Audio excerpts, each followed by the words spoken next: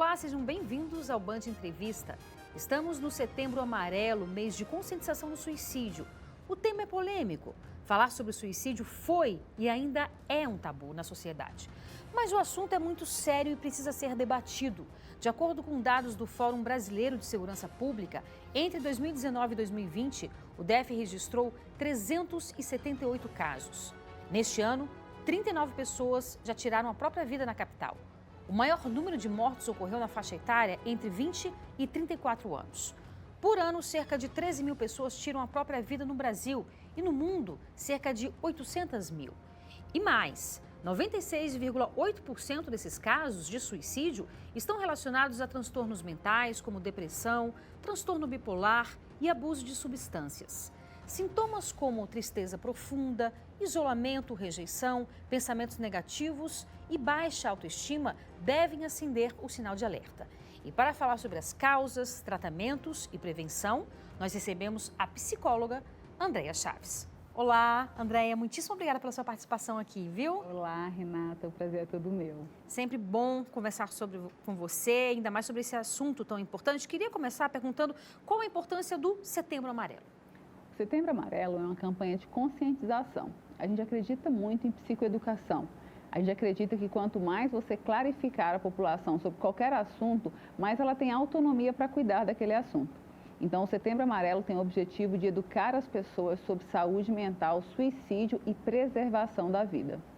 Muito interessante você falar isso, André, porque como eu coloquei aqui no começo, há alguns anos atrás, ainda existe um tabu, porque é uma ferida ainda, né, muito aberta para as famílias, para as pessoas que perdem um ente querido dessa forma tão brutal. Mas eu, por exemplo, da imprensa, há anos atrás, a gente não falava sobre suicídio. E aí, fomos revendo isso, até a própria Organização Mundial da Saúde, porque como não falar de algo que a cada 40 segundos uma pessoa se mata no mundo? Não tem como você não falar sobre esse assunto. É uma pandemia, né? É uma pandemia, exatamente. Há muitos anos a gente vive essa pandemia. Então, a questão é, devemos sim falar, como você falou, porque é algo que está na nossa sociedade, é algo pandêmico, mas como falar? Essa é a grande questão? A grande questão é não romantizar. As pessoas que tiram a própria vida, elas estavam doentes. Elas não se mataram de maneira romântica, deixando uma cartinha ou falar a forma, o método, né, que ela utilizou para se matar, para tentar incentivar outras pessoas que estão tristes a fazer a mesma coisa. Nós precisamos falar sobre como tratar, nós precisamos falar sobre suicídio enquanto uma doença e não enquanto um romance. Então, você pode falar sobre suicídio, na verdade, nós devemos falar sobre suicídio. A Associação de Psiquiatria lançou uma cartilha para a imprensa, né, do como abordar essas questões, mas é preciso falar sim. É semelhante à questão do HIV. Há alguns anos atrás não se falava. Câncer, né, era um tabu muito grande. E hoje a gente tem o quê? Campanhas de educação, campanhas de prevenção e tratamento. Eu sonho um dia ainda ver a saúde mental nesse mesmo patamar do câncer e do HIV, com campanhas de educação, campanhas de prevenção e tratamento. Fala um pouco sobre essa questão. Existe um limiar, assim, desculpa insistir sobre isso, tem tanta coisa mais importante para a gente falar, mas existe um limiar, existem estudos que falam que dependendo da forma que você fala sobre o suicídio, você pode sim incentivar ou disparar algo em outras pessoas que também estão pensando no mesmo assunto? Sim, existem alguns estudos que falam sobre isso, sim. É a história do romantizar, né? Trazer romance para uma questão que é de doença. Então, trazer romance do como a pessoa se suicidou ou até deixar ela como um herói. Então, tá lá na escola, o menino que era rejeitado, ele se suicida, aí a escola faz uma homenagem para ele, coloca uma faixa. Roqueiro, um artista, né? E alguém assim. E aí o outro fala, então tá bom, então eu também quero ser homenageado. Entende? Então, é a forma como a gente divulga, né? E a intensidade que a gente dá para esse acontecimento. Perfeito. Então, aí, a gente está no Setembro Amarelo, né? Que já tem alguns anos que a gente traz esse debate, que é um debate extremamente importante para a sociedade. E o que a gente deve falar, portanto, Andréia? Você que trabalha com esse tema especificamente, você, inclusive, faz parte da unidade do SAMU, queria que você falasse um pouco sobre isso. O Distrito Federal é a única unidade, ou é a unidade pioneira, né? Que no Brasil, que tem essa unidade de intervenção de crise, que trata, que vai dar um suporte para as pessoas que estão em surto, que estão em tentativas até mesmo de suicídio. Como é que é esse suporte que vocês dão? Então, o SAMU em Brasília, ele é a única unidade do Brasil que tem uma USA, que é a Unidade de Atendimento Avançado, composta por psicólogo, psiquiatra, enfermeira, condutor socorrista e assistente social. Então, essa equipe, né, de intervenção, ela roda numa ambulância, como qualquer outra equipe, ela atua na intervenção em crise, ou seja, crise de depressão, ansiedade, valência social, suicídio consumado, tentativa de suicídio, episódio de alguém com esquizofrenia, demandas que envolvem a saúde mental, essa equipe atende. Nós somos uma única equipe para atender a Brasília inteira. E nós somos um serviço pioneiro, né? O antigo diretor do SAMU, Dr. Rafael Vinhal, que é um psiquiatra incrível, ele que trouxe a ideia para o Brasil, baseada no modelo de Portugal. Lá em Portugal, eles têm um modelo semelhante ao nosso. Que interessante. E aí, só lembrando, o número do SAMU é 192, normal, como qualquer outra ocorrência. Tá. Quem está pensando em suicídio, na verdade, não quer tirar a própria vida, né, André? Ele quer tirar a dor que ele sente, não é isso? Na verdade, as pessoas querem acabar com a dor, mas o desespero é tão grande que elas não veem uma outra saída. É como se não houvesse outra coisa mais a ser feita, a não ser dar cabo da própria vida. Então, todas as vezes que eu já participei de negociações, e foram várias ao longo da minha carreira, de alguém que estava tentando se suicidar, era um diagnóstico de uma dor muito intensa e de uma escuridão. Eu não consigo mais ver alternativas sobre o que fazer nessa situação. Como é que é essa atuação? Queria que você falasse um pouco pra gente, assim, como é que é esse momento? A ocorrência entra no SAMU normal, 192, e o médico, que é o regulador, né, a autoridade sanitária, que é responsável por falar qual que é a equipe que vai para aquela ocorrência. Então, entrou uma ocorrência, a equipe é desesperada e a equipe vai para a cena. Quando é uma cena de negociação, um de nós assume a função de negociador, às vezes junto com a polícia, às vezes junto com outras estruturas, como o bombeiro também, e aí a gente começa a utilizar técnicas para intervir naquela crise e salvar aquela vida. Uhum. Tá, eu vou fazer um breve intervalo agora para a gente tentar se aprofundar um pouco mais nessa dor, se é possível, né, a gente tentar nomear, ou enfim, a gente tentar traduzir um pouco mais sobre isso, tá bom? André, nós falávamos sobre essa atuação efetiva, né, das pessoas que estão ali no momento do desespero, tentando tirar a própria vida, que é tão triste, né? Acho que o coração de todo mundo sofre quando sabe de alguém que cometeu ou que pensa em cometer o suicídio. Você que está trabalhando ali na linha de frente, existe alguma coisa, algum elemento, alguma coisa que você percebe nessas pessoas? O que você tira assim dessas pessoas nesse limite assim da dor, de desespero? Da pessoa que está tentando, de fato essa dor intensa, esse desespero do não existe mais alternativa, né? Não existe mais alternativa, eu não consigo mais ver possibilidade. Então é a primeira coisa que eu vejo em quem está tentando. Agora, todas as vezes que a gente chega numa cena de suicídio consumado e a gente vai falar ali com o familiar, vai fazer ali tentar colher alguns dados para entender a cena, a gente sempre tem alguns sinais que as pessoas dão, e as pesquisas também falam sobre isso, e eu valido isso na prática, né? Então, as pessoas começam a falas de desesperança, desespero, desamparo, dependência química ou um evento depressivo. A gente fala que é os 5 Ds que levam a pessoa a tentar ou a consumar um suicídio. Então, são falas do tipo, eu podia dormir para não acordar, a vida não tem mais sentido. As pessoas começam a perder o prazer por coisas que outrora davam prazer, a ficar irresponsável, né? A gente chama de comportamento de risco. Então, eu preciso usar insulina, eu começo a não usar mais, dirige sem cinto, dirige alcoolizada, começam a colocar a própria vida em risco, de fato, querendo levar essa vida a cabo, né? Querendo finalizar essa vida. Como se não tivesse valor mesmo. Sim, é o desespero, né? Então, a gente fala da depressão enquanto essa alteração, porque as pesquisas falam que de 92% a 96% das tentativas de suicídio consumado, o paciente tinha um quadro de depressivo não tratado, ou seja, o suicídio pode ser evitado, sim. 92 a 96. Impressionante isso. Então, são casos que se a pessoa tivesse feito um tratamento, ela teria evitado, né? E a gente vê muito claramente também na prática que essa pessoa ela dá sinais de desesperança, né? Ela perde a esperança de futuro, ela fica desesperada com a falta de possibilidade, se sente desamparada, não se sente acolhida por lugar nenhum. e muitas vezes ela faz uso de entorpecentes, né? As questões de dependência química, como o uso abusivo, inclusive do álcool, para tentativa. Uma fuga, né? Sim. A depressão tem cura, Andréia? Nós não falamos em cura na saúde mental, a gente vai falar de remissão de sintomas, porque num outro momento da vida a pessoa pode ter um outro episódio depressivo, mas ela tem remissão de sintomas e tratamentos muito efetivos, inclusive. O prognóstico é bom, não é ruim. E quando a gente fala de uma depressão, a gente está falando de quê? A gente está falando de um adoecimento que envolve múltiplos fatores. Quando a gente vai falar de saúde mental, a gente sempre vai falar de causas multifatoriais. Então, a depressão ela tem múltiplos fatores. Naquilo que eu acredito e estudo, a gente tem 4 eixos de cuidado e veneno e remédio, a diferença é a dose. Então, também são 4 eixos de adoecimento: biológico, psicológico, social e espiritual. Enquanto estruturas que conectadas vão levar as pessoas a ter mais qualidade de vida, mas desconectadas vão levar as pessoas a ter adoecimento. E a pandemia, então, pelo que você está falando, ela veio realmente para intervir em todos esses fatores, né? Total, Renata. A gente tem aí, assim, os dados aumentados nesse período de pandemia, até de experiência empírica. No meu consultório aumentou, no SAMU aumentou os atendimentos.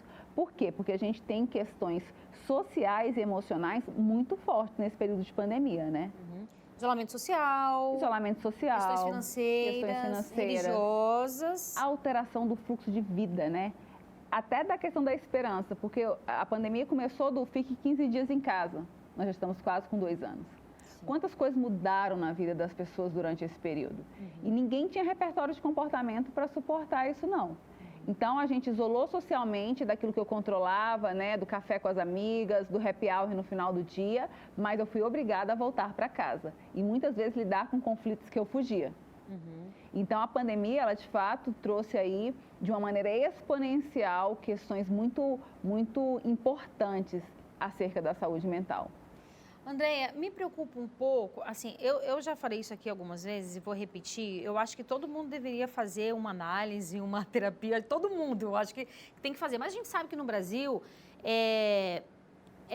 além das pessoas, nem todo mundo ter recursos para fazer, as pessoas não valorizam a saúde mental como deveria ser valorizada. Eu acho que talvez com a pandemia nós estejamos revendo um pouco essa questão. Mas, enfim, partindo do pressuposto que a pessoa não tem dinheiro para pagar ou não tem condições de fazer, o que a gente pode dizer para uma pessoa que está em sofrimento mental e que atualmente não tem condições de pagar um psicólogo, de pagar um psicanalista, um psiquiatra? O que a gente pode dizer para essa pessoa? Ela precisa buscar tratamento de saúde, não tem o que dizer para ela. Só que a gente tem no SUS os CAPS, que aqui em Brasília funcionam lindamente. Mesmo com pouco recurso, as pessoas dos CAPS de Brasília, elas fazem um trabalho incrível. A gente tem as clínicas escolas também, que são unidades que atendem gratuitamente ou com valor social. Então, assim, hoje as pessoas têm acesso a tratamento, sim. Certo. Não é fácil? Não, mas o que é fácil? Sim. Entende? Uhum. Porque saúde mental é como qualquer outra área da sua vida. Se você quebrar a sua perna, o que você vai dizer para uma pessoa que quebrou a perna? Sim. Você vai mandar ela ter fé que a perna vai juntar? Uhum. Você vai falar para ela, fica aí, reaja, seja forte? Você vai mandar ela procurar um ortopedista, vai para o hospital de base engessar sua perna, vai para o HRT.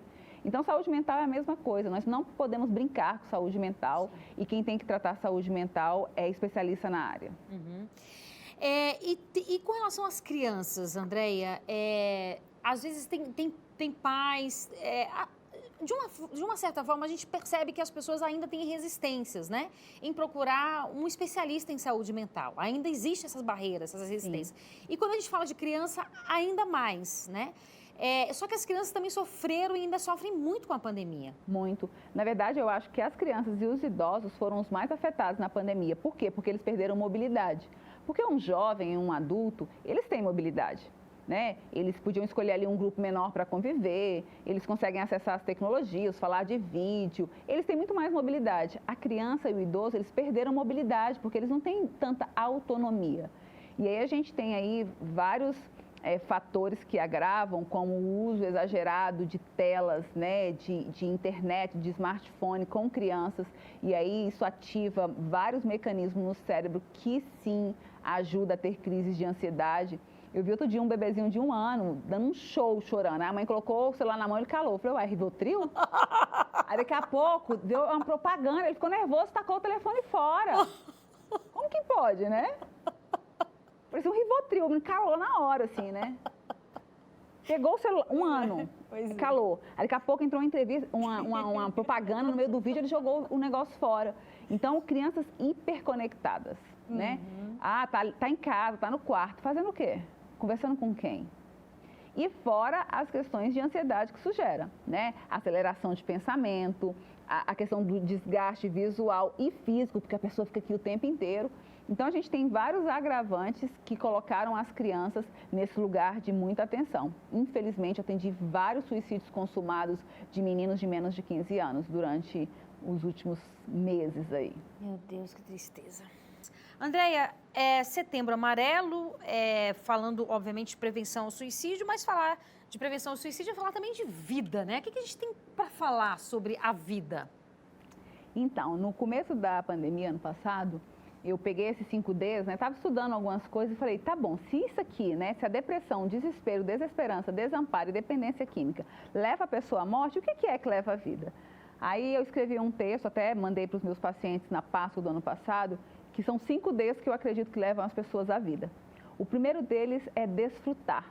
É importante que a gente desfrute daquilo que a gente tem hoje. O que é que você tem hoje? Ah, é um copo com água, é sua mãe, é seu pai, é um sofá. O que é que você tem hoje? O que é que você pode desfrutar hoje? O desespero, ele te leva a sair da cena. É como se eu não conseguisse ver mais nada. E o desfrute não, o desfrute me volta para a cena. Então eu começo a sentir as coisas.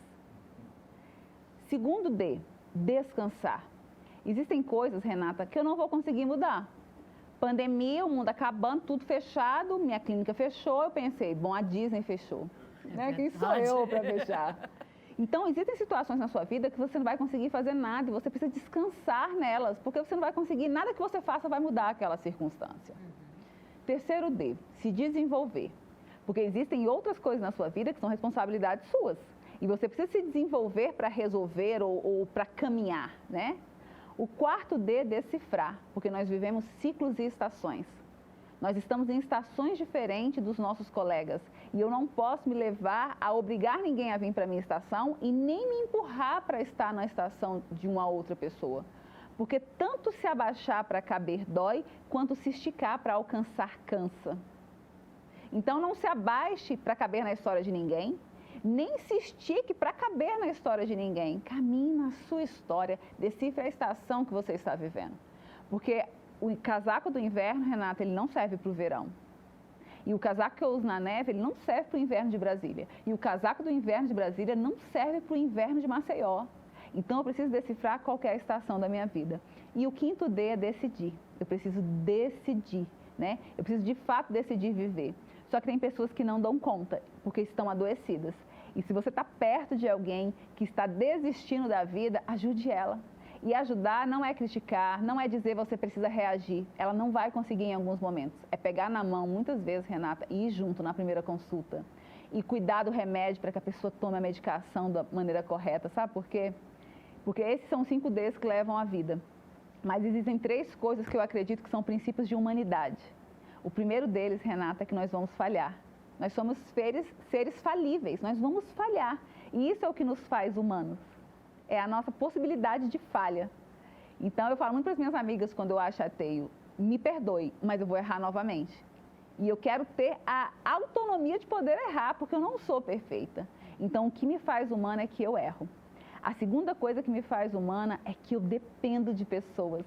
Nós somos a única espécie na Terra que, ao nascermos, precisamos de alguém. Eu tenho um cachorro que mora sozinho lá em casa, só comigo. Mas você nunca vai colocar um bebê para morar numa casa de cachorro.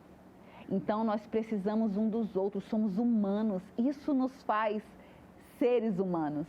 E o terceiro é, vai passar. Se você está vivendo uma situação muito difícil, vai passar. Se está vivendo uma situação muito boa, vai passar também. Então, desfrute daquilo que é possível, descanse naquilo que você não vai conseguir mudar.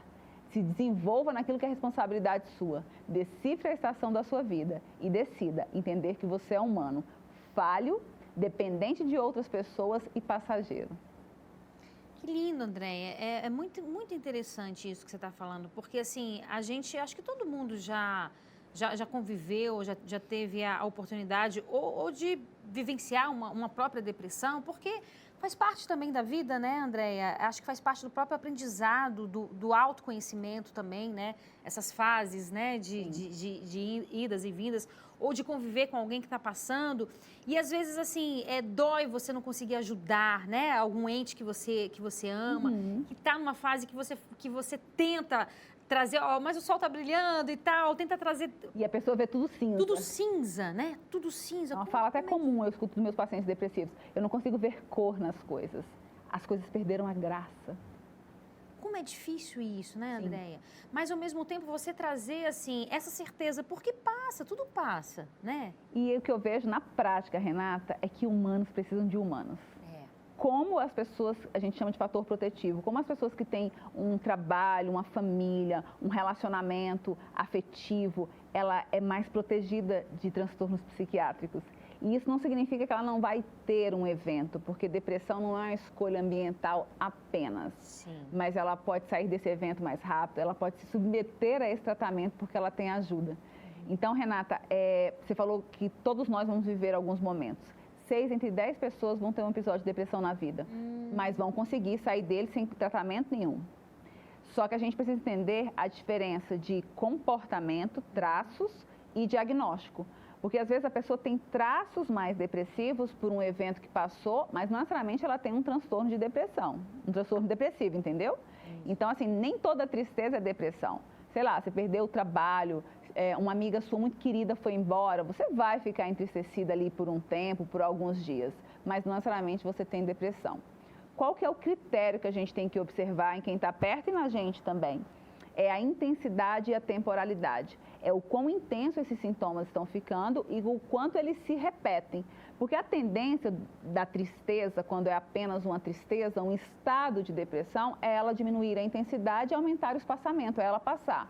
Então, eu perdi alguém que eu gosto muito, fiquei ali 2 meses triste, chorosa, não comia, estava tudo muito difícil. Só que aí começou a diminuir a intensidade, aí o espaçamento da tristeza aumentou, então agora eu fico triste na data lá que eu lembro que a pessoa faleceu, ou quando eu vou em algum lugar que me lembra aquela pessoa, então vai espaçando. Isso não é depressão. Agora, uma tristeza intensa, uma alteração, né, de funções como prazer, sono, alimentação, que não passa e que aumentam a intensidade, são sinais que a gente fala de sinais que são clássicos para você observar numa pessoa que está aí começando uma depressão. Maravilha, André. A gente tem um minutinho. Você quer falar mais alguma coisa para quem está nos assistindo? O que eu acho importante, né? A gente pensar de fato em preservar a vida. Setembro Amarelo não quer só falar de prevenção ao suicídio, não. Quer falar também de você preservar a sua vida.